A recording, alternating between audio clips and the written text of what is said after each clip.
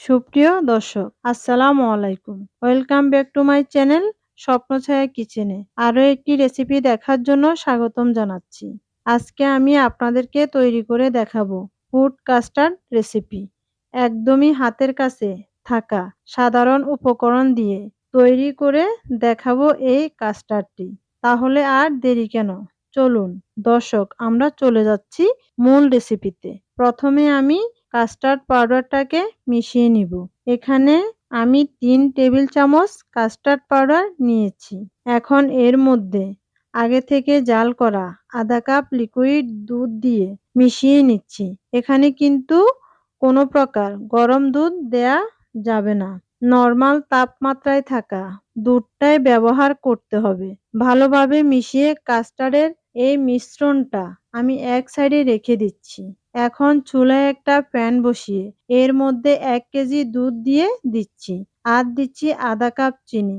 এখন চুলাটা অন করে দুধটা জাল করে ঘন করে নিচ্ছি।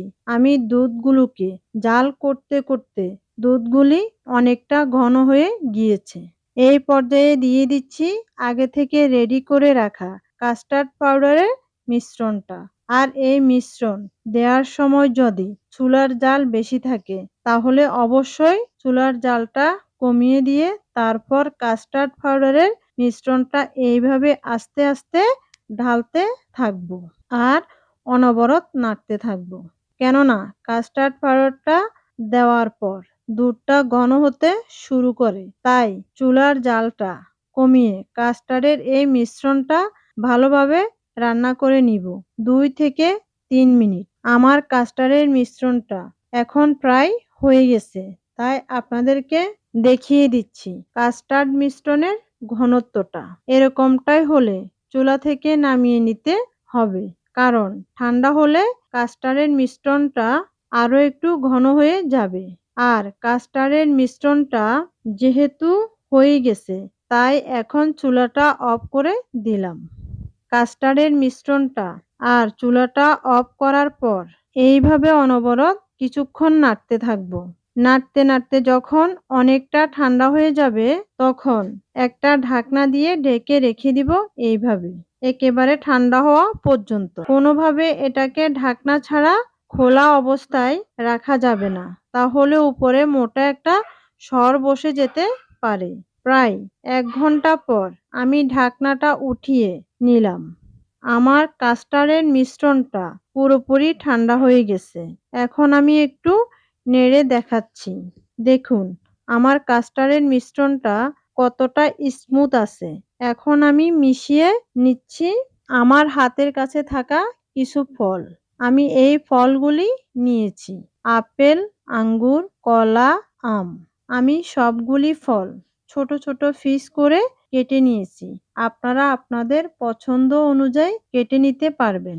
আমি আমার হাতের কাছে থাকা ফল দিয়ে আজকের এই কাস্টার্ডটা তৈরি করেছি। আপনারা আমার মতো একই ফল দিয়ে কাস্টার্ডটা তৈরি করতে হবে তা কিন্তু নয়। আপনারা আপনাদের হাতের কাছে থাকা ফল দিয়ে অথবা আপনাদের পছন্দের ফল দিয়ে আপনাদের মনের মতো করে সাজিয়ে নিবেন। তবে চেষ্টা করবেন যেই ফলগুলিতে বেশি পানি ছেড়ে দেয় সেই ফলগুলি না দিলে ভালো হয়। আর বেশি ভালো হয় কাস্টার্ডের মিশ্রণটা ১ থেকে ২ ঘন্টা ফ্রিজে রেখে খাওয়ার আগ মুহূর্তে ফলগুলি মিশিয়ে পরিবেশন করলে ঠান্ডা ঠান্ডা খেতে বেশি ভালো লাগে। আমি যেহেতু ঠান্ডা খাই না, তাই এই অবস্থায় ফলগুলি মিশিয়ে আপনাদের সাথে শেয়ার করে নিলাম। আর উপরে কিছু আপেল ও জেলি দিয়ে ডেকোরেশন করে নিয়েছি।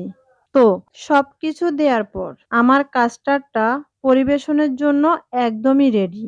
আর এরই মাঝে তৈরি হয়ে গেল আমার সিম্পল রেসিপিতে ফুড কাস্টার্ড। আশা করছি আমার আজকের এই সিম্পল রেসিপিটা আপনাদের কাছে ভালোও লেগেছে আর সহজও লেগেছে। আজ এই পর্যন্ত। সবাই অনেক বেশি ভালো থাকবেন। আর আমার ভিডিওটি ভালো লাগলে সাবস্ক্রাইব করে আমার পাশে থাকবেন এবং তার সাথে সাথে লাইক, ফলো বেশি বেশি শেয়ার করে দিবেন। আল্লাহ হাফেজ।